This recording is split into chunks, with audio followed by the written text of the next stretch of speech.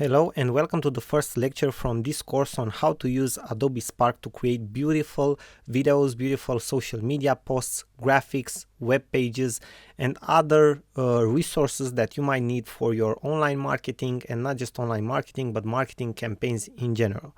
Now, first things first, let's start with the beginning.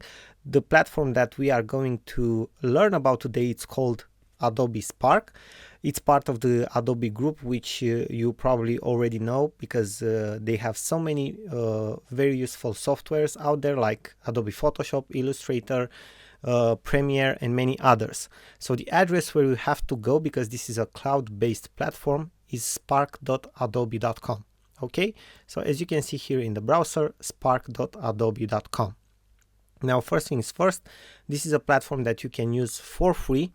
Obviously, as any online platform, they also have a premium version or a pro version, which has some premium features, but that's only in the case in which you want to use this for your business at a whole new level. Okay, for an entry level or for small business owners, this is perfect to use as it is with the free version.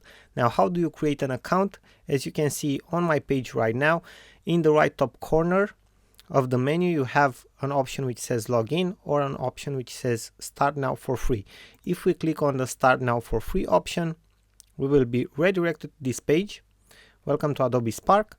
Log in with school account. You can be a teacher or a student in the Adobe Creative group, and you will already have the premium feature, so you can log in with a school account.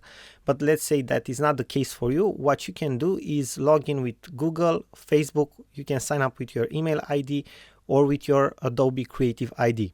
I will sign up with my Facebook account in this video as a demonstration. You guys can sign up with whatever type of account you want to. Maybe you want to set up a new one with your email. I think the easiest way to go for it right now is with either Google or Facebook, okay? And for the sake of this example and lecture, I will go with Facebook.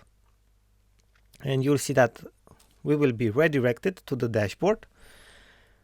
And this is how my dashboard looks at the moment. We have already some projects here, because in your dashboard you can see your projects. Every new, let's say, type of resource that you create, graphic, video, or web page, it's called a project. After you create it and save it and download it or use it, it will be saved here in this section, which is called projects, and you can edit your projects in the future. Now, more about the dashboard in our next lecture.